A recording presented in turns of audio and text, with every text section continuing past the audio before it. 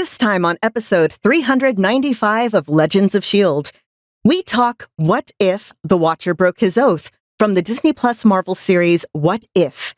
We talk weekly Marvel news, including the end of the Scarlett Johansson lawsuit, more information about 2022's Guardians of the Galaxy holiday special, and hints at what we'll see in What If Season 2, and your feedback. I'm Chris from Play Comics, a show where we look at video games based on comic properties and how well they stick to that source material, a part of the Gonna Geek Network, just like the show you're checking out now. Shows on the network are individually owned, and opinions expressed may not reflect others. Find other astonishingly geeky shows at GonnaGeekNetwork.com. You have been granted clearance by director Alfonso Mack Mackenzie. Stand by for a S.H.I.E.L.D. debriefing.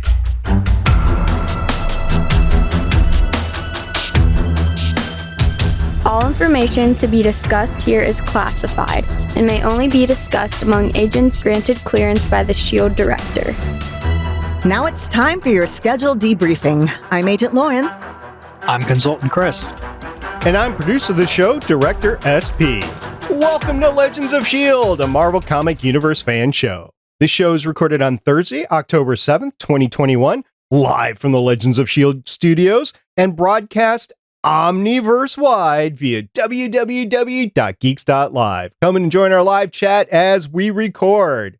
Hey guys, happy National LED Day. Woohoo!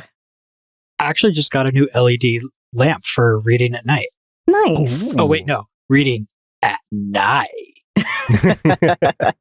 I actually have a Kindle Paperwhite, so it doesn't really matter, but I do like light. I obviously am well lighted in the studio because my eyes tire if I'm not in the light. So yeah, I like LEDs. Same. They cause me way less headaches than other types of light bulbs. So LED Light Day was created in 2016, and the registrar at National Day Calendar approved the day in 2016. So this is not something that just happened last year like a bunch of stuff has. This has been going on for 5 years. Do you think that they created so many new Today's the Day of Blank holidays last year because we were all stuck inside and going a little nuts? That might have been it, but I think maybe a lot of the marketing teams, it just got out to be a tip for if you're promoting an industry to have that thing be in the National Day calendar. Yeah, that's also true. But it could have been because all the marketing teams were at home. I don't know. What do you think, Chris? I mean, I just know that National Cheeseburger Day has been a thing for a while, and it's conveniently on my birthday, Ooh. which just works out really well. I was going to say, isn't National Cheeseburger Day every day in America? I mean, Friday is Cheeseburger Day. I call when I leave work. I confuse the newer people because I tell them I'll be there in an hour, and I'm usually within 5 minutes of being right. if anybody ever wants cheeseburgers and you happen to be in Austin, Texas, let me know and I will send you to the best cheeseburgers I have ever had in my entire life. And I've had a few. What's your address? All right. Well, we've talked enough about food right now. We have an amazing show to give you today. We have an amazing episode to talk about, amazing news to talk about, amazing feedback to talk about. So you guys want to get into it right now? Mm-hmm. All right. Oh, I've been waiting for this one. So Legends of S.H.I.E.L.D. is a fan-based podcast on the Marvel Cinematic and comic book universes. Because of Viva Las Vegas. If you want to talk to us about Las Vegas, head on over to the website, legendsofshield.com. You can leave us a voicemail at our voicemail, 844-THE-BUS-1. That's 844-843-2871. If you have any incriminating pictures about what happened in Las Vegas, maybe go check out the Facebook page at Legends of S.H.I.E.L.D. Podcast. Tell us about your favorite experiences with Las Vegas on our Twitter at Legends of S.H.I.E.L.D. If you find some good secret passages in Las Vegas, pull out your phone and go over to YouTube at youtube.com/GonnaGeek and let us know where you found them. You can join our Discord server to discuss Vegas among everything else. at gonnageek.com/discord. And don't forget that Legends of S.H.I.E.L.D. is a proud member of the gonnageek.com network, where there's more than one street, just like Las Vegas. I remember the last time I was in Las Vegas. It was fun. I went up to Old Town and got to look up at the ceiling. Have you guys ever been up there to see the light show? It's a screen that's an entire street wide. Yep. So my relatives love going to Vegas. They go once a year because one of my cousins runs a marathon in Vegas every year. I haven't been in a few years, but I really like going in like January because the weather is just fantastic. And it's not too crowded. The next time I go to Vegas, I'm going to go into the middle of the street and I'm going to pose and I'm going to say, "Viva Las Vegas!" You guys ready to talk about it? Oh, yeah. Let's do it.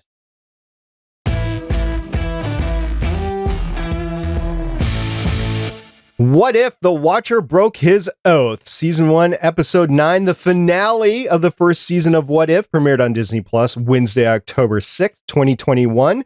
The IMDb description reads, "The Watcher gathers heroes from across the multiverse for one final battle against Ultravision." Chris, who directed this episode? This episode was directed by Bryan Andrews. He has 3 directing credits going all the way back to 1999, which I've been told is not just a few years ago. 3 of those were Men in Black, the series, 5 of them for Jackie Chan Adventures, and we can finally confirm once and for all that he gets 9 directing credits for What If.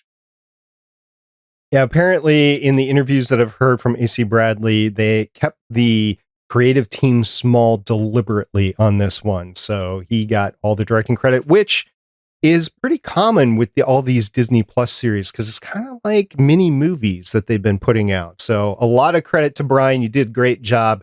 Can't wait if you come back for season 2. I don't know if he's been confirmed for season 2 or not, but can't wait if you come back for season 2.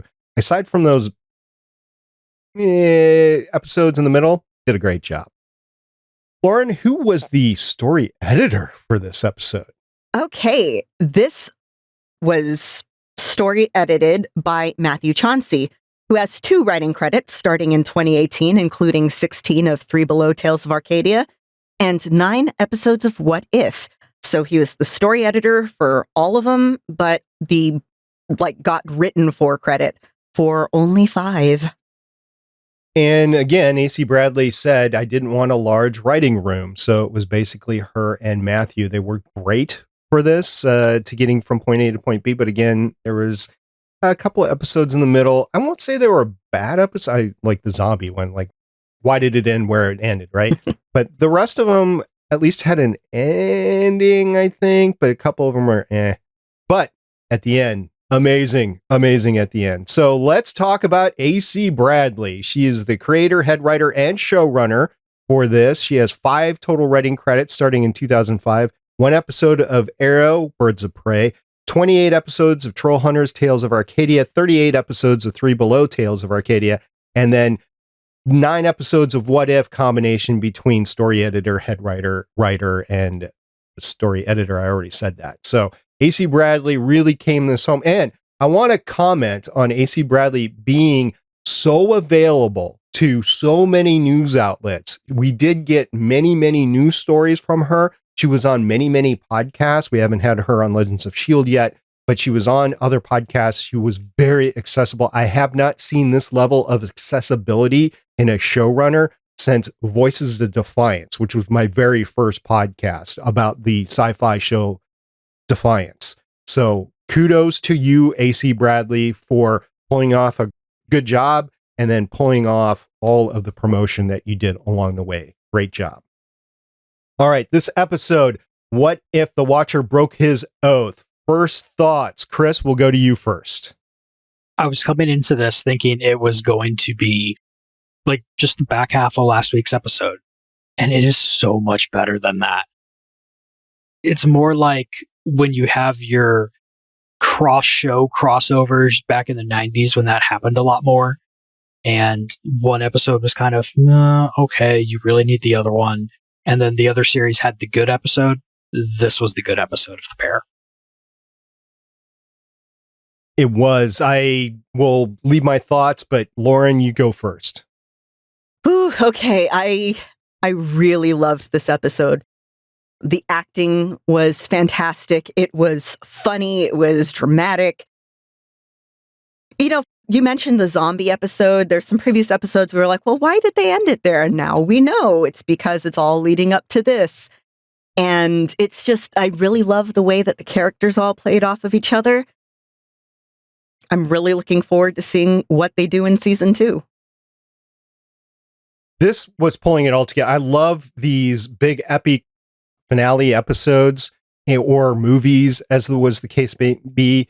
We'll talk a little bit about it later. A.C. Bradley said that this is not meant to be an Avengers 5 sort of thing, but she really did pull it off. So I don't know if we'll get this sort of team ending next season or not, but they did a great job. Now, it was telegraphed. They weren't silent. So if you were in the social media circles or reading the news stories about the series, you could quickly come to the same conclusion that I did, that we were going to get Guardians of the Multiverse.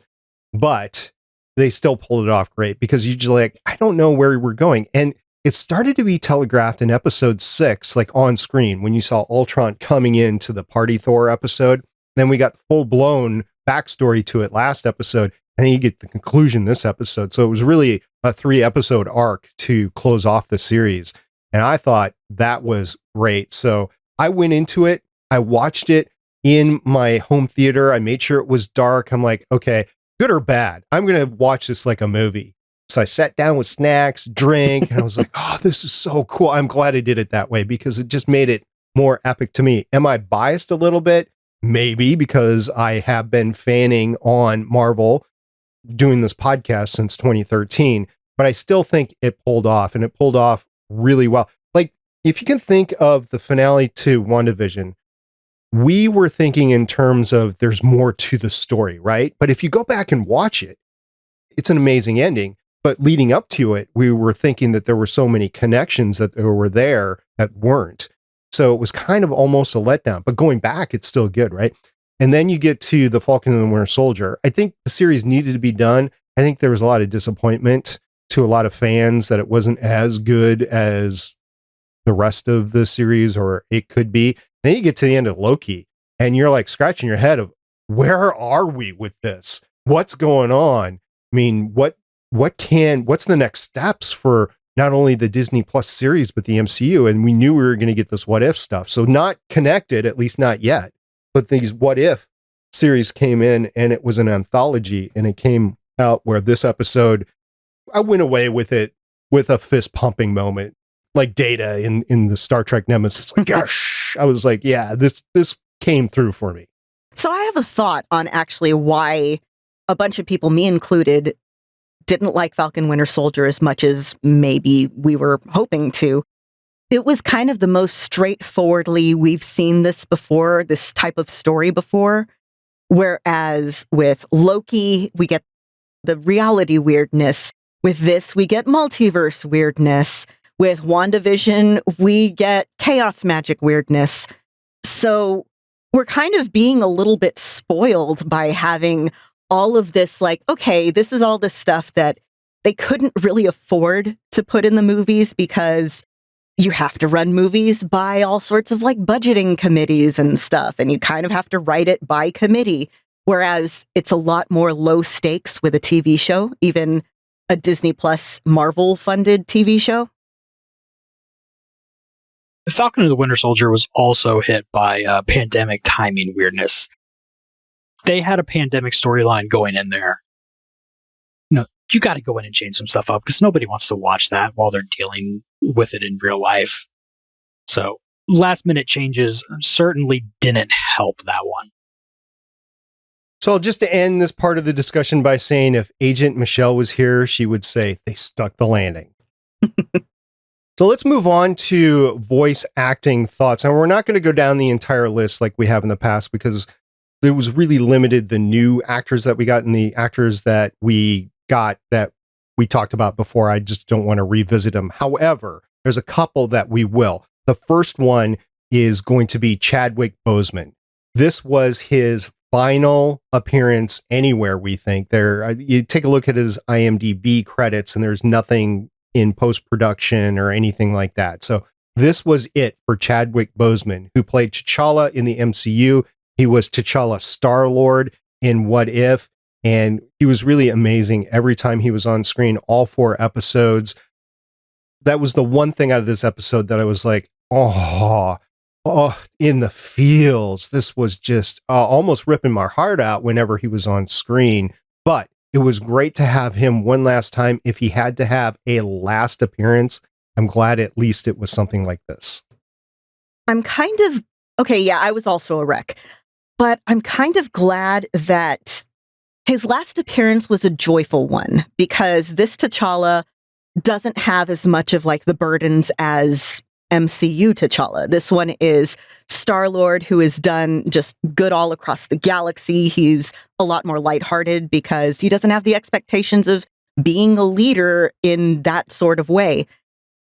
So we got this very lighthearted, victorious T'Challa. And as far as send-offs go, I'm not okay with it, but I'm okay with it. Yeah, I mean, everything you said there perfectly spot on, but then I was also seeing today that they had kind of had plans for a T'Challa Star-Lord series, and that's just, that would have been so much fun. And he would have had so much fun doing it. And I don't know if they're pandering to the fan base or not there, but to actually come out and say that, yes, we were, and not be heavy-handed about it, because there's no way we're going to get it, right? Is amazing. Also, I either heard or read somewhere that he came in twice to do his voice work, and the second time was like a month before he passed. Must have been very difficult for him, first of all, and second of all, he was very close to the end there. So this was the last thing that I know of, at least, that he did. So thank you very much, wherever you are, Chadwick, for giving us great performances all the way to the end. So moving on from that, we did have probably the best performance of the season of Jeffrey Wright, the Watcher. And Chris, this goes directly to you. Let's go with the Watcher Watch for the episode. As will come as a surprise to exactly 0 people here, this was my favorite Watcher performance. Everything else was good. You know, the bleeding into the scenes and everything was good coming into this. But here we actually get to see the Watcher have a personality. I think that's my favorite part. I know we're going to hit up more on that later, so I'll let that go there. But this Watcher was definitely worth waiting for. So Jeffrey Wright, I like him in general. He did a fantastic job with this performance. He had the humor where needed, the gravitas where needed. Of course, every time he showed up, all I could think of was Chris. I think it was a really good end to this particular arc of this series. My favorite scene out of this, and we'll talk about it later, is at the last part of it when he's having that talk in the bar with Black Widow there. I think that encapsulates everything about the character. And like Chris said, we'll talk about that later. Moving on, this is a new voice acting for this series. We had George St. Pierre, who played Batroc, right? And other than the MCU, his only other credit is Kickboxer Vengeance. I took a look at his IMDb. And okay, so we saw him. He got to dance around the ship with Captain Carter there. Okay, that's about it. Yeah, there wasn't much to the performance, but there didn't really need to be. It's, again, one of those like, oh, hey, this guy coming back. It's not a big part, so, you don't really need to knock it out of the park. It was a nice little callback to Winter Soldier. Batroc was here. Batroc didn't screw anything up. I mean, that's about it. Yeah, basically mimicking his performance in Civil War. It was almost the same scene, right? So, and he did incredible actual live action back then too. So, and my mind immediately went to that. Moving on, we also had another new actor Brian T. Delaney played Peter Quill. So Brian T. Delaney has done a lot of minor characters in live action and a lot of minor voiceover work. So he's in Jersey Girl, who's in the 2012 version of Total Recall as a minor character. He did additional voices in Star Trek Into Darkness. He was in Minions as an additional voice, so that's some animation credit. He did Scarecrow in the 2015 Batman Unlimited series. He was additional voices in The Secret Life of Pets. He was in Resident Evil Vendetta, and if memory serves, it was like a security guard or something like that. He was in The Grinch as additional voices. He was in Voltron Legendary Defender, The Secret Life of Pets 2, and a ton of video game voiceover credits. I didn't see any awards. He does have a lot of credits, though, for only being in the business for a few years. So I wouldn't say that he made an excellent Peter Quill. It was definitely a different voice. I was disappointed that we didn't hear Chris Pratt, but I can't say there was anything necessarily wrong with his performance. Yeah, he was fine. He's a pretty good voice match for Chris Pratt. That's really all I got to say. And I get he was in a previous episode, but he only had like the one, "Sir, this is a Denny's" line, or, Dairy Queen, whatever. Yeah, I mean, there wasn't really a reason to make sure you got Chris Pratt for this one. It just wasn't enough lines to make it worth it. I think if we actually did get Chris Pratt, they would have made more lines for him. So moving on, Mick Winger, we talked about him before. He voiced Tony Stark, Iron Man. We've gone into his Marvel history before. I just wanted to talk about him right now in Tony Stark. And we actually didn't see Tony Stark die in this one. I mean, he made it through. So that's a bonus for this episode. And just want to say, AC, I'm watching you next season. If Tony Stark continues to die, I don't know. What if they pick a new character to die every episode next season? Like, what if they bring back Sitwell and Sitwell dies every episode? I was thinking that they were going to do that, especially for the zombie episode, and they didn't. So that would be cool. Chris, what do you think? I'm actually kind of disappointed that Tony didn't die in this one. We broke the streak. There's no reason to do that. We should have had a post credit scene. So somebody on Reddit posted all the Tony Stark deaths and got to this episode and just said it was a death because the Watcher killed him with words.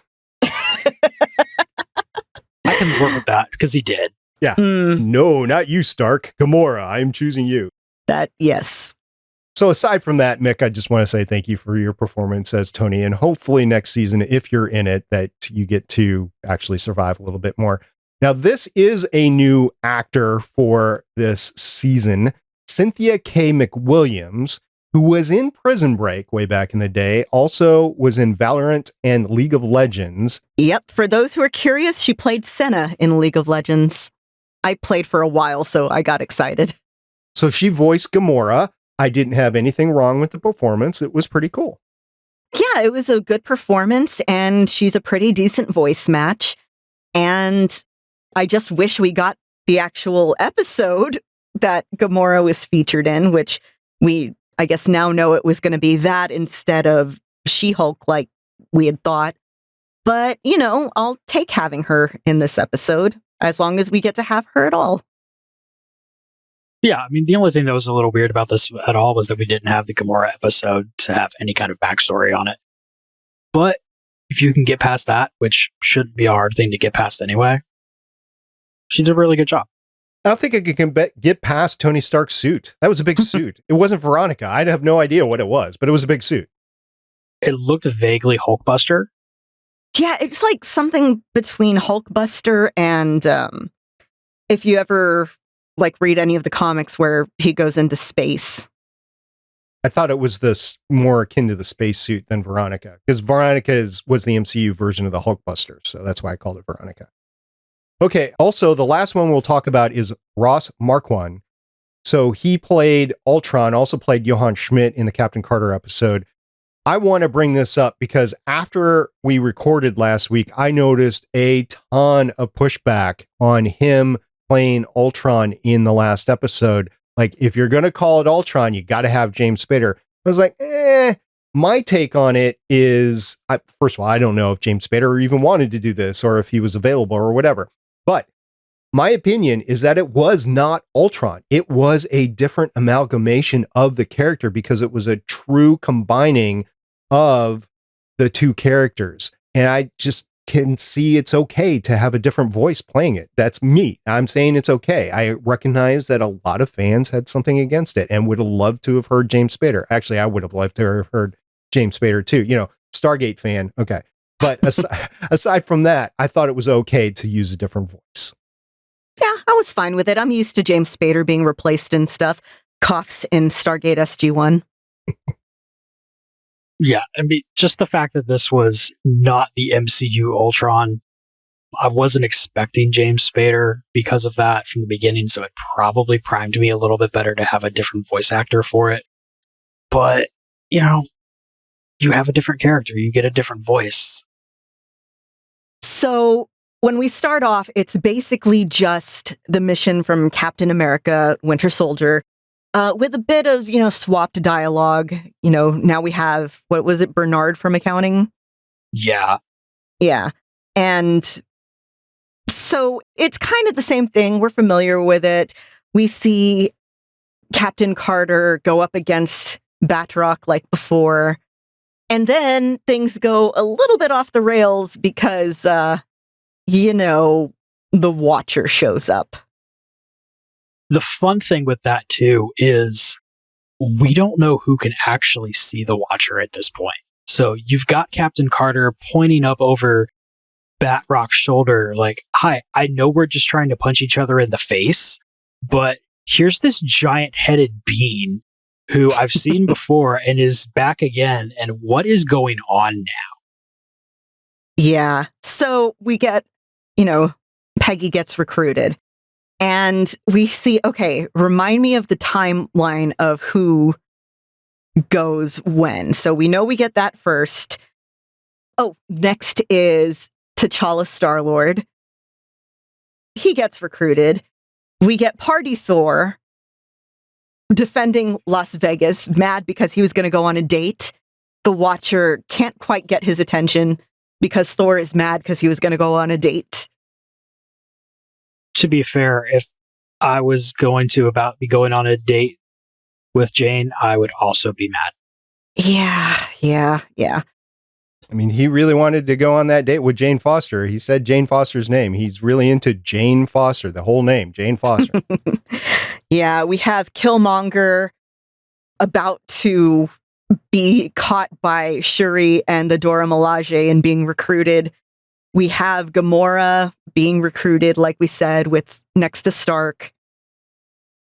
And Strange. We find Strange just kind of chatting with the Watcher. They're working together. I really dug that dynamic. They're friends. Yeah. Yeah, what do friends do for each other? And I really liked when the Watcher appears in front of everybody. You have been chosen. You need to get a new trick, man. It reminded me a lot like The Last Starfighter. It reminded me of the Galactic Inquisitor from Venture Brothers. Ignore me! I've forgotten about that. I still quote that just all the time. We're not going to get another Venture Brothers season that was canceled finally. We're getting a wrap-up movie. Oh, that's right. Yes, wrap-up movies for like that and Metalocalypse, and I'm very happy. I think you guys just talked about it, but Thor being taken and like, you totally ignored him because he's having fun. This is Party Thor, right? And fighting is fun for him, right? And he's having fun and everything. And then the Watcher's like, yeah, I'm just going to take you anyway. This is also, I think, the best place to throw this part in. I was really surprised that my cat Thor didn't react to this because he's reacted to people talking about Thor before. And when we're trying to get his attention for things, that's exactly the way that we sound. Thor, what are you doing? Come on. Speaking of cats, so I was watching this with my dog who's asleep next to me and my cat who's in the room trying to fight Ultron. Every time Ultron would show up on screen, Pike would jump up to the TV, start screaming, and start hitting the screen. Do you use a laser pointer for him? Sometimes. He stole the last one, though, so I need to get another one. Maybe that's why, because there was a lot of lights coming out of Ultron. Yeah, I don't know, he gets weirdly into some stuff on TV. Like, he has a favorite AEW wrestler. Oh. Yeah, I don't know. Which is what? Alan Angels, number 5 from the Dark Order. All right. Our listeners would want to know. Mm-hmm. Pike has opinions. When the Watcher is giving the briefing in the bar, I just thought of Futurama when, the old guy comes in and, good news, everyone, every single time, right? I thought of that. He didn't say the word, so it wasn't straight out of Futurama, but it did remind me of that a little bit. Bad news, everyone. The multiverse is ending. Free drinks in the house. Okay, so new challenge to Marvel. Bring us Billy West as a character next season. Did you guys catch earlier when Nat and when Peggy were talking in the Quinjet that Nat mentioned Bernard from accounting? Do you guys remember that? Yeah. So Bernard, remember, was the name of the duck in Agent Carter. Flamingo. Oh, Flamingo. So there has been a Bernard. I think it was a tip of the hat to Agent Carter. I kind of hope so. I mean, don't just throw away a name like Bernard like that. Yeah, it's not common enough name to just be randomly in there. No. Oh, speaking of that, they started talking and I was like, oh no, I shipped them. Well, who doesn't? I mean, it was totally there. I mean, the two of them, BFFs. I mean, they don't have to be a couple, right? They're at least BFFs, but there was a ship vibe. I like them hanging around each other. Yeah, I'll totally read ships of fanfics of them dating, but you know what? I just want to see Peggy and Nat hanging out more. We're not going to get that chance, though, because that version of Nat... We could in the animated versions. They both versions of Nat, though, they've kind of had the vibe going. Yeah, so I was thinking there's no Peggy in the universe that Nat went off to, but there is still a Nat in the universe that Peggy went off to, but there is also potentially another person we'll talk about later in there too, so I don't know. All right, there's just so much here. There's so much on. What do you guys want to talk about next? So when Strange, okay, first of all, I had to pause and figure out who got what drink when Strange is going to, have them all do a toast. So Strange has a margarita, T'Challa has red wine, Thor has mead, Peggy has what looked to me like a hurricane, and Gamora and Killmonger both have what I've just dubbed purple space shots. Yeah, I don't know drinks well enough, so I'll have to roll with that. I just drink them. Yeah. And T'Challa just getting like a literal eye twitch at Strange's terrible inspirational speech. What is up with Doctor Strange and his speech? He didn't get a doctorate in public speaking. He has no personal skills whatsoever, but he's intelligent enough to give like 2 words, and he was stumbling through it and everything. And this is actually the actor doing this. This is not like a voice actor. So I loved it so much. It's again, it's like when you spend all your time on certain things, other things in your life kind of go by the wayside. And I feel like he spent so long, eating demons or whatever. And let's remember, he was literally the last person in his universe. So who else is he going to talk to, really? He threw all his stats at magic and 0 of them at charisma.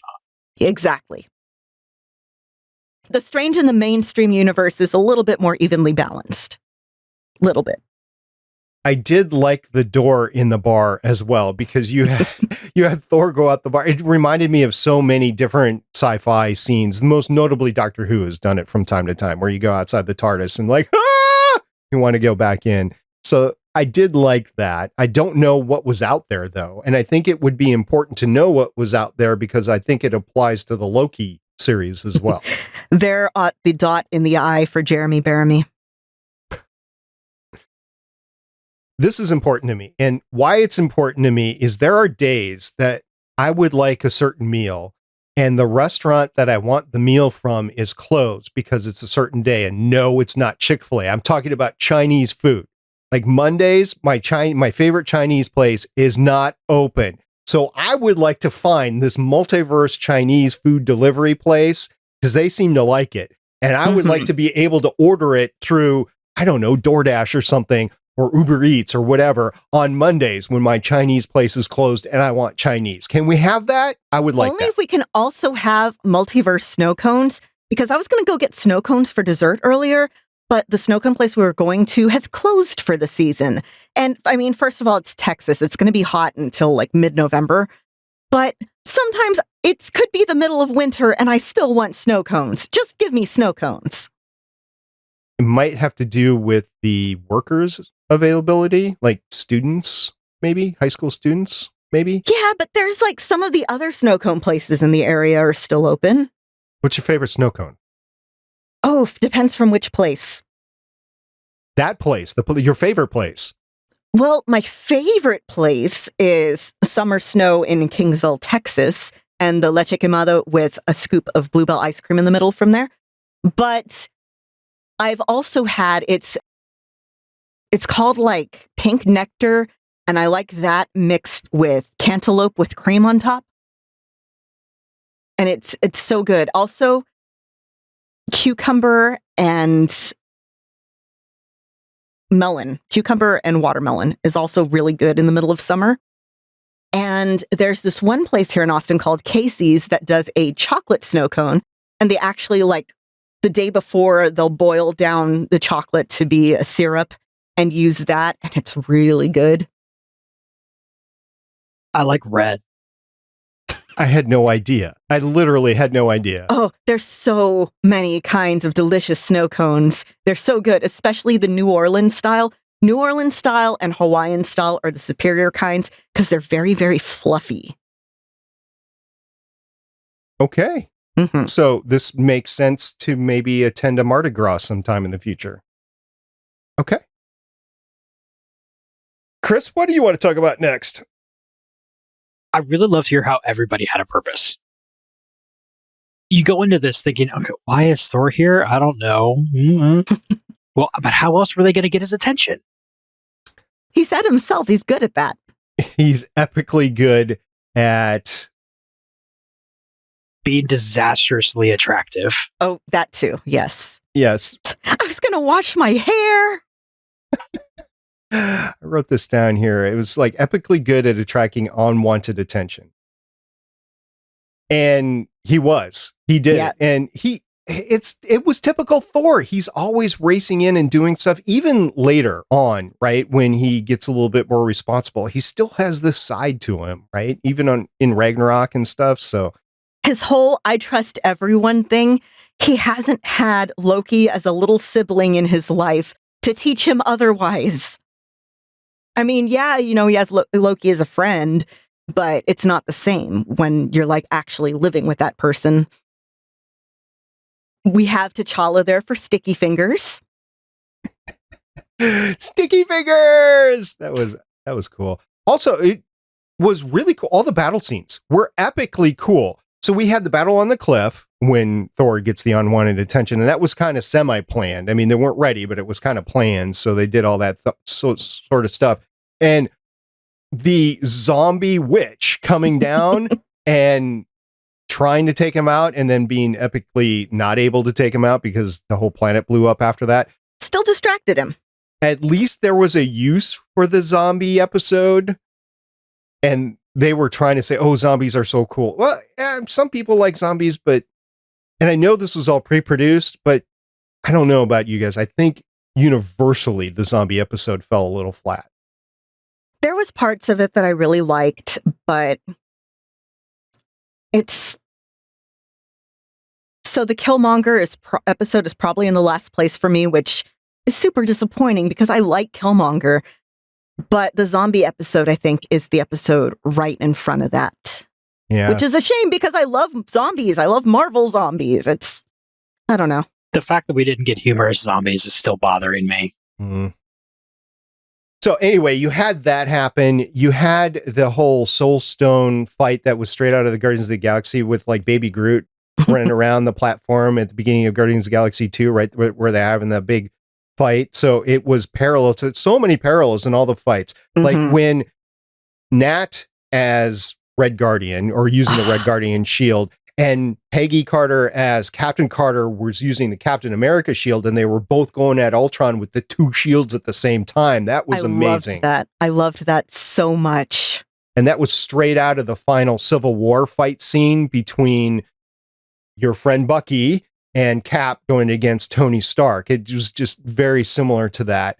Their Endgame, the 1 in a million sort of thing with Doctor Strange and the Watcher, knowing the 1 in a million thing that was going to happen. Gamora getting the Soul Stone. I was like, because she was the first person lost to the Soul Stone in the original timeline. And then Giant Man, or, the Ant-Man that gets large, again, kind of out of Civil War there, but I think he was also in Endgame doing that too. So yeah, so many parallels to what was going on. And I gotta say, Nat, she's got some crazy motorcycle riding skills, right? Not just like crazy motorcycle riding skills, but like uber crazy and uber capable. I mean, the stuff that she was doing, she just was going through the ruins of the city. She does this epic jump. And then while she's doing this epic jump, she takes Clint's bow and this perfect arrow and makes the perfect shot and then lands where she's not being killed. I mean, that was so just cool. Epic right there. Yeah. And Peggy going up there to take his mask off, Ultron's mask off, so that the arrow could go in an arrow in the eye. Lauren, you've never had an arrow in the eye, right? Tell me you haven't had an arrow in the eye. An arrow? No. A Christmas tree? Yes. Okay, we're just going to skip right over that. So it was awesome, right? Ask me on Twitter. I'll show the pictures. I mean, not the pictures of the Christmas tree in my eye, the scar.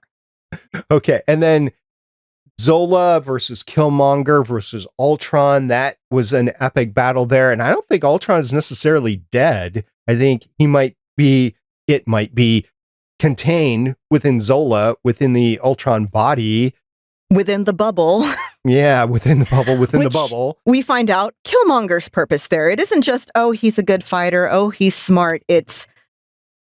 So I started thinking back to Natasha and that War Games quote from Winter Soldier, the only way to win is not to play. So they have to remove the pieces. And the way that they do that is they put Zola and Killmonger in a stalemate, and then they just kind of lock them in. There's an episode of Adventure Time where kind of the same thing happens. It reminded me very heavily of that. And then we have Strange, watching over them. He's kind of a secondary watcher, if you will.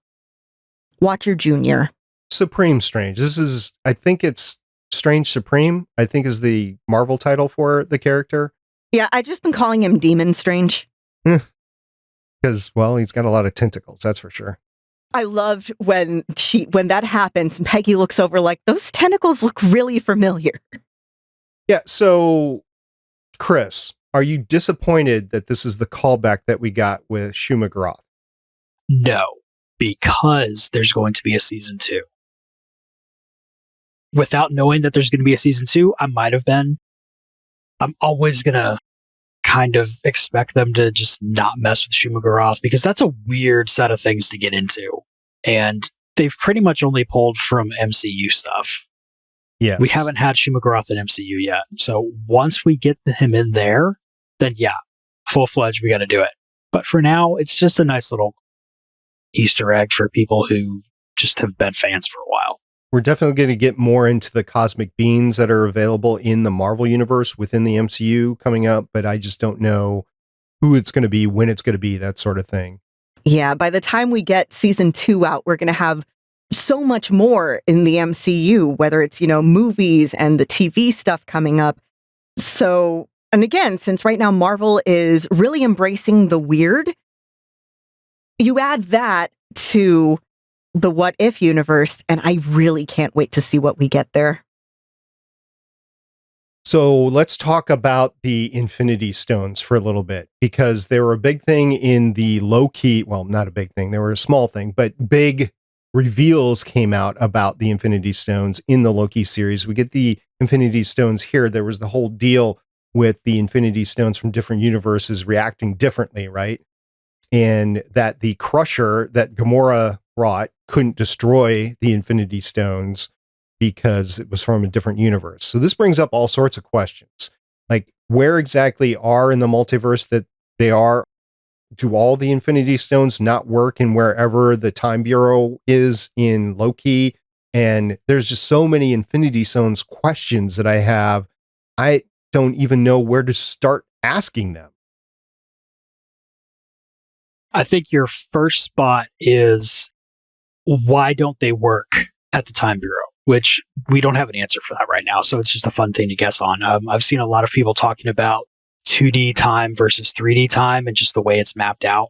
And maybe stones only work in their spots on their 2D plane. But if you get onto another level, they suddenly start working again. Yeah, I had some thoughts on that. We've already know, like you said, that none of the Infinity Stones work in the TVA. And I think that's because they are outside of time and space. It's a separate little reality that has no Infinity Stones. So therefore, they're just paperweights. And in each version, it's like a key to a house. So there's keys to, every front door, let's assume every front door has a lock. So you need a key. While you might have a key, you might not have the key. So I think basically each set of Infinity Stones is intrinsically connected to that particular dimension, reality, plane of existence, whatever you want to call it. It's because they are tied into the way that reality works. It kind of makes sense that in a different reality, the stones might have slightly, it's still the same properties, but it's the same way that, we all have rods and cones in our eyes. That doesn't mean that the way I perceive the color blue is the same way you perceive the color blue. Main thing, though, is just, I have a super crazy theory that I swear I just thought of. Maybe this is how they get X-Men into everything, because they don't work in the TVA because of magnetism. It's all magnets. Haley would love that. All right. Said something about magnets. The Watcher just made this whole thing really cool.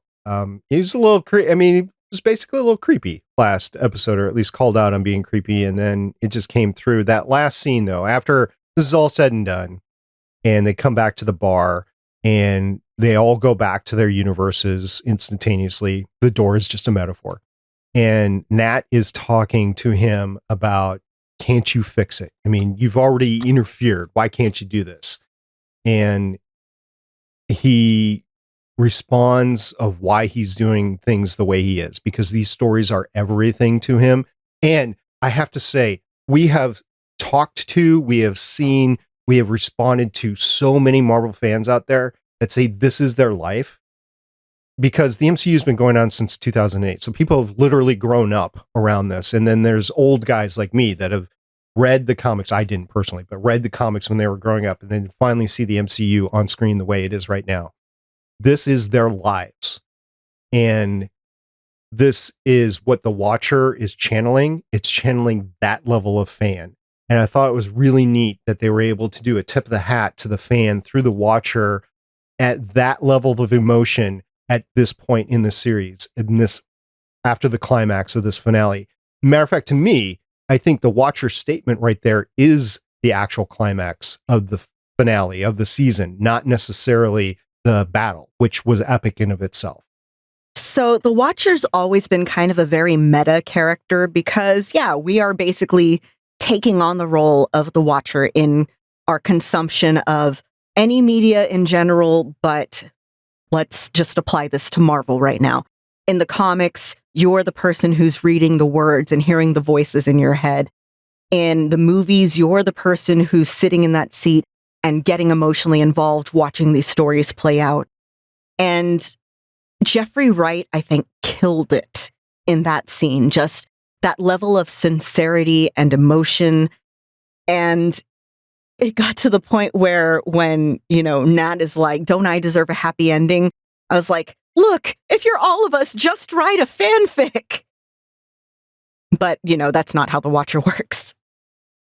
The other thing I think you really have to keep in mind is Nat sitting up there is like, did you just make a bowl of popcorn and eat it while you're watching all this going on? And Watcher never denied it. So there's nothing saying he wasn't. We're there eating popcorn while we watch people, fight and die on screen. Yeah. So in your vision, Chris, are we talking microwave popcorn? Are we talking popcorn over the fire, with the little aluminum foil thing? Are we talking like an actual popcorn maker, which I actually have, by the way, an actual popcorn maker, like movie theater level popcorn with lots of butter? What kind of popcorn do you envision the Watcher actually eating? Since he's the Watcher and he's watching this much stuff, he probably has the movie theater kind. He probably gets real fancy with what kind of salt and other flavoring stuff he has. I'm going to assume he uses just below the threshold of too much butter. Truffle oil, y'all. Truffle oil with Parmesan and some garlic salt and some parsley. So good. Oh, that's basically some fries from the bar across the street. True story.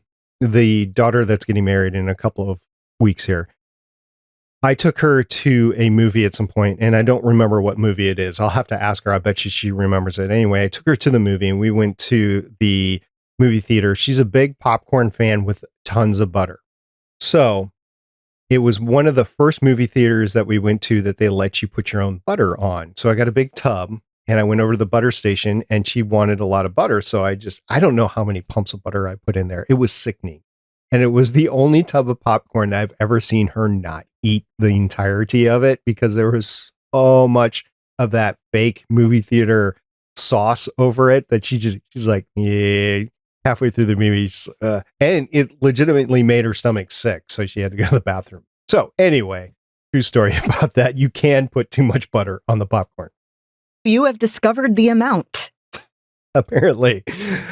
All right. So the Guardians of the Multiverse are going off into their own places. We have Thor hugging Jane. We have Supreme Strange with his pocket universe within a pocket universe, within the multiverse, within the omniverse. You have different people going to different places. I think the most notable ones were Natasha. She went to the universe where Loki had taken over everything, right? It was the three main people die right away, right? Mm-hmm. And she went to that universe, and the two heroes left with Nick Fury are Captain America, who he got out of the deep freeze, right? And Captain Marvel and her. And she is the one that comes in and takes care of Loki. That was so cool. That was very, very, I was very happy. First of all, Natasha doesn't have to be the last person in the galaxy. And she's back with, Peggy mentions there's 3 people that I know you trust, and I'm lucky enough to be one of them. And in this, in presumably her universe, those people were Fury, Steve, and Clint. So now we have Fury, Clint is gone, we have Steve, and she can meet Captain Marvel and figure all that out. Yeah, I just really enjoyed the fact that she wasn't stuck all by herself, because that would suck. Being by yourself is cool when it's an option. It's not cool when it's a forced on you. Exactly. I'm hoping that next season, or maybe a future season or whatever, that she actually gets to be with another version of Clint that comes over, like their universes combined for whatever reason, and that not only Clint, but others as well are able to come over into that universe. And it doesn't have to happen, but fanfic, headcanon, it could happen. The other thing that happened is Peggy goes back, and you get the interaction with that version of Nat on the ship. And instead of what happened in the MCU, we find that the ship was carrying the Hydra Stomper. With someone inside. So the first thing I thought of, and I want to know if y'all thought the same thing, do you think that we are going to get a Winter Soldier-esque story with Steve the Hydra Stomper in season 2? Honestly, this is going to be a bit of a downer, but my first thought was, how long has he been stuck in that suit? How is he still alive? See, that's why I was thinking Winter Soldier. If they freeze him in cryo and then take him out. Yeah, I mean, this is a villain organization that has it, so I could see that. Yeah, which would be unfortunately, but that's the first thing I thought of too, Chris. Is there's going to be a skeleton in there if that is Steve? Yeah, there's someone in there. Opens it, crumbles into dust. Oh, but AC's not dumb. She knows that there is a big part of the fandom that want these two together, no matter what. And by these two, I mean Steve and Peggy.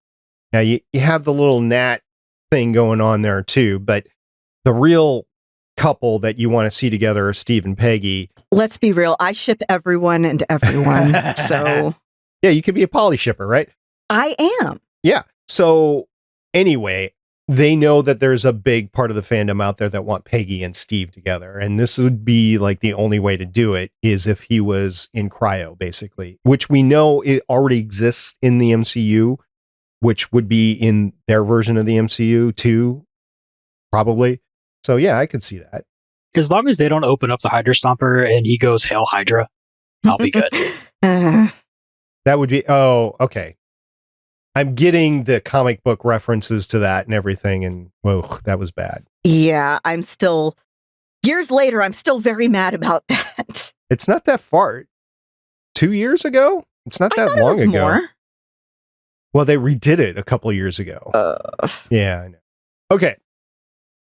The last thing I want to bring up is the music. So the music in this episode were the themes to all the right heroes at all the right points.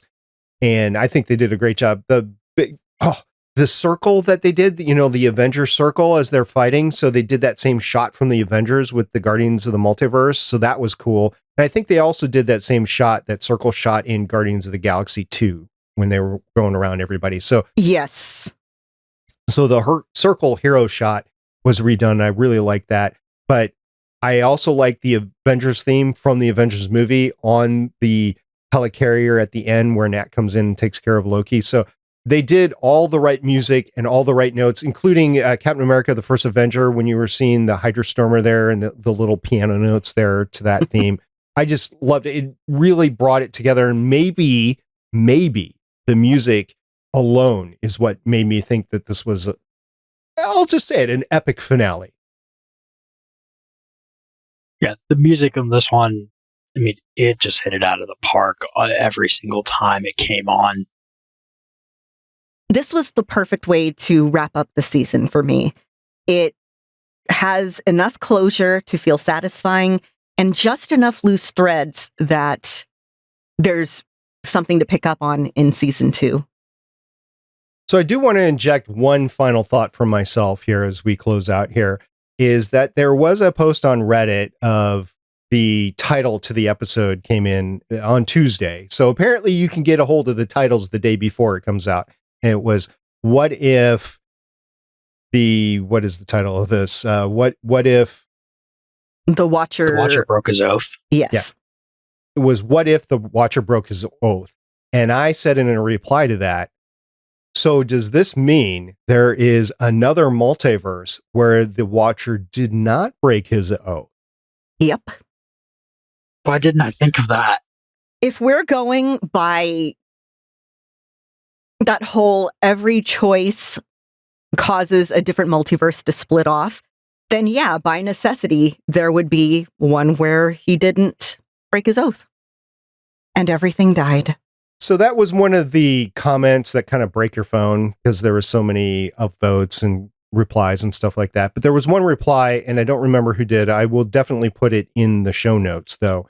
The reply was something akin to, yes, of course, there's this thing called the Omniverse in Marvel, which is the step above the multiverse. So even Marvel Comics has a multiverse of multiverses, and it's called the Omniverse. That's why I said before that we were broadcasting to the Omniverse. So that was my moment there. So Lauren, last thoughts. Somebody on Twitter, Arthur Chu on Twitter, mentioned earlier today that some people were asking like, hey, Marvel, is there any plans to do a live action What If? And if that was the case, then we should just have Jeffrey Wright in just normal street clothes, but then he turns to the camera and just starts monologuing every now and then. Either that or do a thing where they live stream one of their movies and just have Jeffrey Wright in character as like a Watcher VTuber talking over it. And I am for either version of that in specific. I know Jeffrey Wright said he is up for a live action. I mean, what are you going to say? No. I mean, come on. Yeah, he did a great job. And I actually would like to see more of that. I am lamenting a little bit. I don't think Stan Lee had the acting chops to do the Watcher like Jeffrey Wright did. But I'm lamenting the fact that Stan Lee couldn't pull this off. But I'm glad that an actor of the caliber that Jeffrey Wright was able to come in and do this. So it was a good news for that. Chris, last thoughts. I hope that for season 2, they can pick up the things in the not as good episodes so they can have those not happen again. More importantly, I hope that they pick up the things from the good episodes so we can get a lot more of the, like, what if Doctor Strange went crazy? Like, quality level of stories, definitely not the emotional level every time, because that would crush me. It was a good episode. The Doctor Strange episode was a good episode, but it was emotionally crushing, as you just said. And I would not want to watch that every week. I had a lot of fun with the first episode. A lot of people didn't like the first episode because it was a beat by beat for the movie. And they said, I don't want to see that. But there's others of us out there that are like, yeah, like me. I actually enjoyed that. I enjoyed there being just a character swap there and then what would happen from there. So I did enjoy that. And Doctor Strange, I enjoyed that from a storytelling. And we talked about it before. I like time movies. I like time loop movies and shows, TV shows. Went through the whole history in that episode of various different time loop television shows.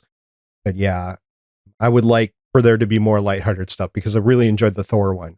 And Jason, if you're listening to this, I understand that this episode, you like this episode, but that you just couldn't get over the Thor. You didn't like the party Thor. And yeah, there are characters that every single one of us are like, huh? I don't like that. So it is what it is. Mm-hmm. All right, season 2, I'm looking forward to it whenever they pop it. I think they're going to try to do it in 2022, but I wouldn't be surprised if it pushes to 2023. We'll see.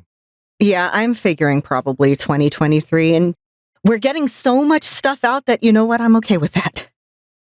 I would love it even more if they just flat out now said, wait, they're waiting until 2023. Give them some more time to get some of this stuff to come out so that they have a whole new crop of things and so they can get all the Spider people fully back so we can get a Ghost Spider in What If. Exactly. That'd be fun. Although I do know that they are in pre-production for season 2 right now. So they're already doing the storyboarding and probably going to animation pretty soon. Yeah, just as long as they don't rush it and tell the story that they want to tell, I'll be happy. And with that, I'll say, AC Bradley, anytime you want to come on Legends of S.H.I.E.L.D., you just call us up and we'll have you on the show. I don't even care if we don't talk What If. You're just an amazing person. Want to do that. So next week, there is actually, for the first time ever in Legends of S.H.I.E.L.D. history, there is no new screen properties that we can discuss. There's still Shang-Chi, but it's not available to everybody on Disney Plus right now. So next week, we will have an episode, but it will be a news-only episode and it will be a feedback-only episode. So if you have any feedback from what we just discussed or anything else that we are about to discuss, feel free to get a hold of us on Twitter. You can send us an email, stargatepioneer@gettegeek.com, or our voicemail line, 844-THE-BUS-1 or 844-843-2871. With that, you guys ready to talk some news? Oh, yeah. Let's do it.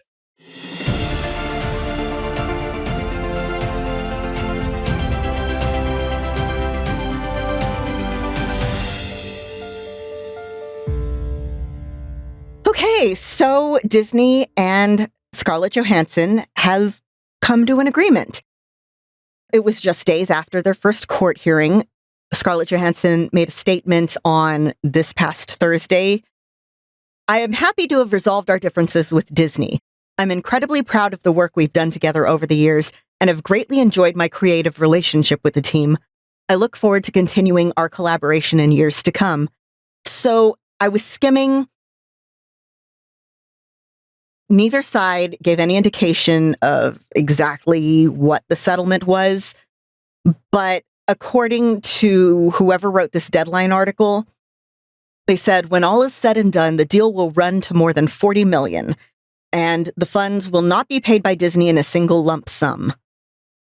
And so, since Scarlett is going to keep working, I mean, yeah, she's done as the MCU version of Black Widow, at least as far as we know, but she's going to be in some other Disney movies, including Tower of Terror. I think we mentioned that briefly last week. No, we didn't. This had not come out by the time we recorded last week. This came out like hours after we recorded. Well, I meant that she's going to be in the Tower of Terror movie. We were wondering like what was going to happen with that. Right. So I don't think we talked about that last time.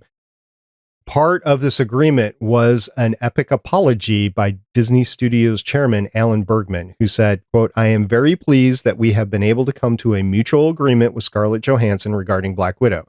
We appreciate her contributions to the Marvel Cinematic Universe and look forward to working together on a number of upcoming projects, including Disney's Tower of Terror," unquote. So much to unpack here. Remember, Disney went after Scarlett very hard. They tore her down in the statements.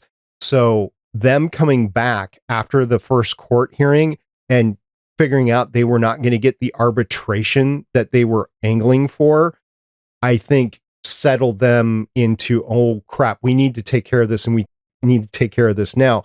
Also, we previously talked about the Russo brothers having stalled their negotiations based on what was going on with this lawsuit. And there was more and more of Hollywood coming out on Scarlett's side. There was nobody coming out on Disney's side on this whatsoever. Again, what we're talking about is Black Widow came out and they went to Disney Plus in addition to going out to the theaters. And that time in the pandemic here in the United States, a lot of people still didn't feel comfortable going to movie theaters. People don't feel comfortable doing it now. But at that point in time, it was like the first big movie to come out that a lot of people, after having their vaccines, whatever, thought that they could go out and see it. But there was still a lot of hesitancy. So Disney decided to not only release it in theaters, but release it on Disney Plus. There was a release of the opening box office premiere weekend with Disney Plus numbers included. That has never happened before, and I have not seen it happen since. So this was a singular thing, and I think Disney handled the whole thing very poorly. I think that they were trying to get around some of the monetary compensation that was on contract. I think they thought the pandemic insulated them. And I think the turnover from Bob Iger to Alan Bergman had a serious impact on this whole thing, where Bob Iger would have handled it very differently. And I wouldn't be surprised if Bob called Alan up and basically said, WTF, dude, you can't do this to talent. You can't do this to our public image. So much happened with this. I'm so glad that it settled. I'm so glad Scarlett got, I hope, with what she wanted. I did hear that she originally wanted 20 million. And this is in addition to her payments, I think, that she got from the just starring in the film. This is like the share, the profit share. Yeah, it would have been like from the back end. Right. So they just wanted 20 million. And this got to the point where if this went through court, she would have gotten like 100 million or something like that. So they settled for 40 and the public apology and to continue her on with projects. So if I was Scarlett, I would feel singed, but at the same time, it's hard to bite the hand that feeds you. Like Disney is the machine that she's able to work in right now and get some big dollars from. So I'm applauding her for turning the other cheek, so to speak, winning and being able to hold her head high with all this. And I'm glad that this is over. This really epic bad thing is over, but I'm still a little singed from it from a fan standpoint. Like, Disney, what were you thinking? Disney is really not having a good time in the court of public opinion right now. First was that, then I know if you go to Neil Gaiman's Twitter, there's a hashtag, it's like make Disney pay or something like that, because they are not honoring the contracts of specifically right now Star Wars writers from the old expanded universe. They were still supposed to pay them like their residuals and stuff, and they're not. And there's also been the copyright stuff that we talked about last week. So they took a hit. They took a big hit deservedly so, because Disney is not the best on good business practices. Never really has been. And yeah, if they want to continue being a media conglomerate, you're going to want to be someone that people want to work with. Yeah, you can't have the kind of market share that Disney has and expect to keep it if you're going around changing the contracts. When you're at a point where nobody can really do anything about it, you can't go and try to get laws changed so you can keep your stuff when everybody knows that's why it's happening, because it's been happening for like the past, I don't want to do the math, long enough to where everybody knows. And they own everything. You've already got a large contingent of people who are at least leaning anti-Disney because of just the everything that Disney owns and worried about an entertainment monopoly. Again, I'm glad it's over, and I don't ever want to see anything like this from Disney again, pulling this crap, because that was bad. They might release a movie to Disney Plus in the future solely. Okay, just pay the people appropriately for it and make sure the contracts are structured as such. I know Disney's going to want to keep as much as they want. They have shareholders that are shareholders for a reason. They want money and everything, but you got to keep the talent. You got to have a reputation of being able to pay your talent well and fairly, not like overcompensating, but fairly. All right, let's move on to Guardians of the Galaxy Holiday Special. We had James Gunn throw a tweet out there on October 2nd. He said, "In my incredibly subjective and admittedly often odd opinion, we'll be introducing one of the greatest MCU characters of all time. Hashtag GTOG Holiday Special." I think I know who it is. Who? I think it's going to be Simon Williams, aka Wonder Man. We know that he had Nathan Fillion as him in scenes that did not make it into Guardians Volume 2. And he's been trying to put Wonder Man in, and honestly, Wonder Man is a really fun character. So I'm betting we are going to see or hear or whatever Nathan Fillion as Simon Williams, aka Wonder Man, in the holiday special. I have no actual guess on who it is, but my very unofficial guess is going to be Ghost Spider, because I'm just throwing that name out there as often as possible. If it is Nathan Fillion as Wonder Man, I don't know if you know this or not, Lauren, but he did voice Wonder Man in MODOK. Yep. So that would be a nice crossover there. Mm-hmm. Also, A.C. Bradley and Bryan Andrews did several interviews. We've linked to Variety.com and an EW.com article in there. Basically, they're talking all about Season 2 and the fact that they will continue some storylines into Season 2, as well as the one episode that they couldn't do in Season 1, which was the Gamora Tony Stark episode that we saw there. So we'll get more of that in the background. And they mentioned all sorts of issues into COVID and why they couldn't have the episode and stuff like that. So a lot of information there. Now, the bigger news, though, I think, is something that came to our attention through Andy Migna on Twitter, but has been all over the place today. And that's a Variety.com exclusive that there will be a WandaVision spinoff starring Catherine Hahn, currently in the works, at least, at Disney+.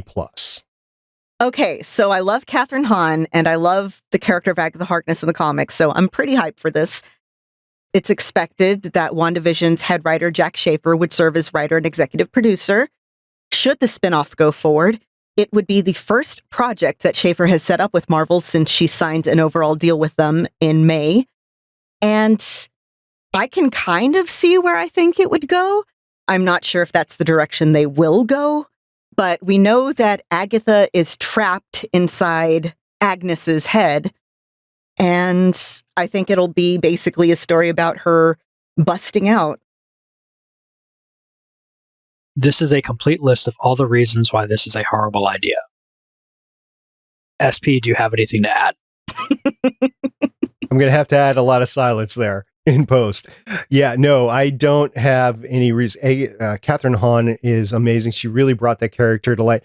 I read the Scarlet Witch comics run, which was my introduction to all these characters, and she took it in a way that was different, but much, much more fun, I think.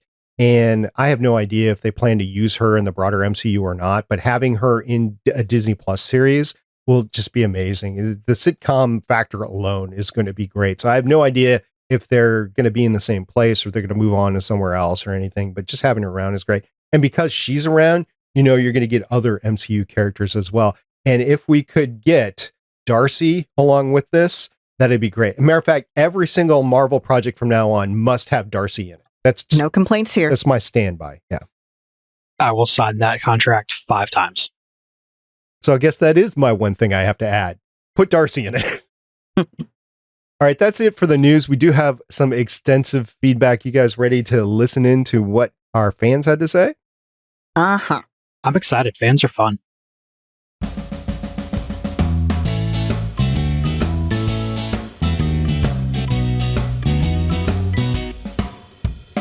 This was a fun tweet to do every week. I think it started at mid-season over on the @Legends of S.H.I.E.L.D. Twitter account, and I think we're going to keep on doing it for Hawkeye. So the tweet basically goes like this: describe this week's What If official episode. What if the Watcher broke his oath in one word, go? And our first response came from, I don't know, I might be pronouncing this incorrectly. You know, I often do. Stargate Pioneer. Stargate Pioneer, I think. Stargate Pioneer, by the way. That was me. And I said Cosmic-tacular. Yep. We also had from @Kazekun Forever, incredible. @Mr. Paraclete said, Vegas! All caps. And @Adonna Girl said, whoa, with a GIF. It was a GIF. It was the Bill and Ted's Excellent Adventure. Whoa. Yeah, so great ones there. We'll continue to do it when we get to the Hawkeye season in November. Also, we actually got a voicemail from @Mr. Paracletes, and this is in response not to the episode, but to our episode last week. Hello, Legends of S.H.I.E.L.D. This is @Mr. Paracletes. It's good talking to you guys. So, one of my issues with that last episode, of What If Ultron one, was the use of the Infinity Stone. The series Loki gave us the idea outside of the multiverse, where the TVA exists, is that the stones should have no power. That's why they're baubles. But what was explained to me on a YouTube link that I shared with you guys was that the multiverse is two-dimensional, but they all have a commonality of the Big Bang. So no matter which multiverse that the Watcher goes to, or that Ultron is able to travel to, the stones still have the same power. So time is two-dimensional. That's how the Watcher is able to travel around, and the stones retain their power. So the TVA would have to exist on a level beyond the 2 dimensions of the multiverse. So that's why when the stones end up there, they're just powerless baubles. But yeah, I just wanted to share that thought with you guys that I think helps explain why the stones still work even with Ultron outside of his own universe going through the multiverse. Thanks. Love the podcast. Talk to you soon.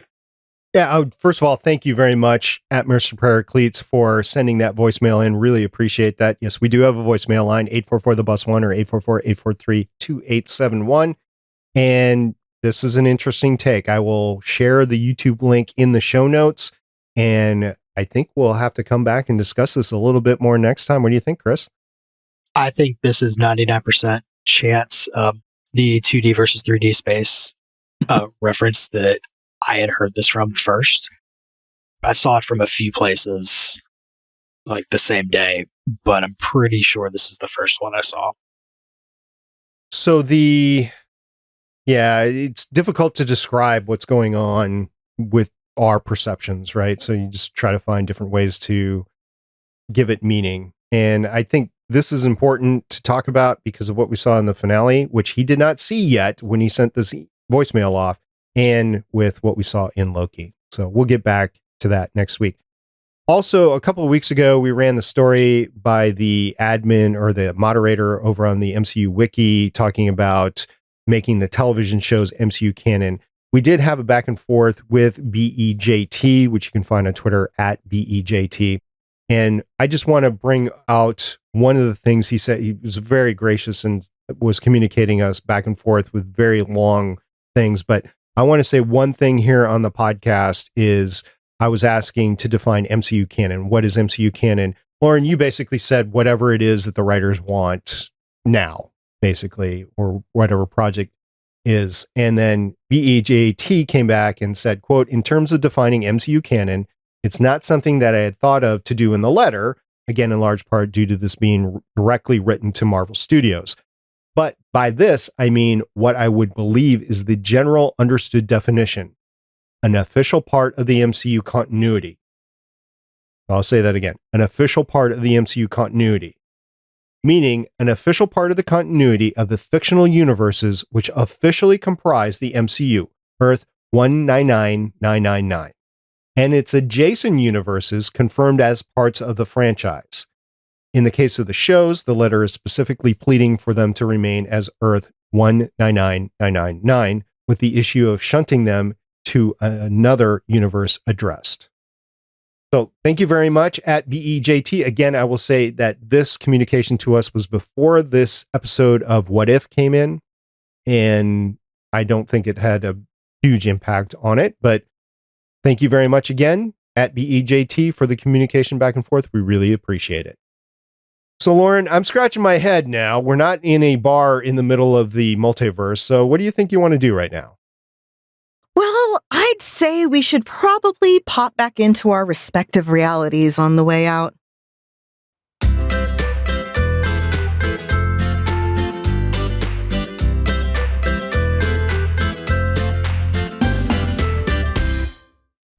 What a great episode of What If. I've watched it like 3 times. I think I'm going to watch it again. Matter of fact, I might be able to stream all of the episodes.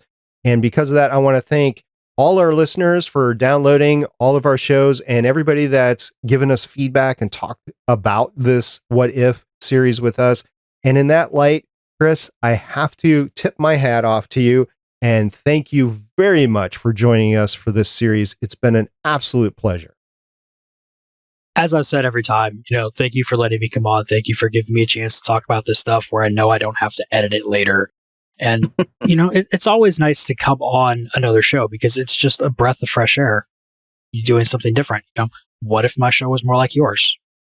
Through all these episodes, we got to find out. Yeah. Again, what if Legends of S.H.I.E.L.D. was Play Comics? See, it would be fun, wouldn't it? Everybody go check both of them out. What if Lauren didn't talk for 3 hours? Then I wouldn't have to edit an hour and a half out. Chris, if anybody wants to listen to you on your show, where would they find you? The best place to go for that is playcomics.com, where, as we're recording this, we just had a new comic review go up. I will go ahead and say this. I won't tell you what they are, but the Sunday after us recording this is going to be a double release because I just feel like it and want to get them both out. Ooh, double. Toil and trouble. Exactly. I'd like to thank everybody who's gotten a hold of us, whether it's on Discord, on Twitter, the voicemail. Y'all, you don't understand how much we love voicemails. We love hearing things directly from you, whether it's, written or spoken. We just really love knowing your opinions. And thank you so much for sharing them with us. We really appreciate it. And until next time, which will be a news show again, I'm Director SB. I'm Agent Lauren. And I'm Consultant Chris. Bye. See everybody next week. Bye. Bye-bye. Thank you for listening. If you want to leave us feedback, go to gonnageek.com and you will find all our contact information and other shows. You can also visit legendsofshield.com where you'll find our complete archive of podcasts. The music heard on this podcast is by Kevin MacLeod, found at incompetech.com, and also artists on pond5.com and audiojungle.net. The opinions heard on this podcast are those of the individual hosts and do not represent Stargate Pioneer Productions, Legends of S.H.I.E.L.D., or Gonna Geek. Agents of S.H.I.E.L.D. is the property of the Disney Corporation. Marvel Studios, and ABC. No infringement is intended.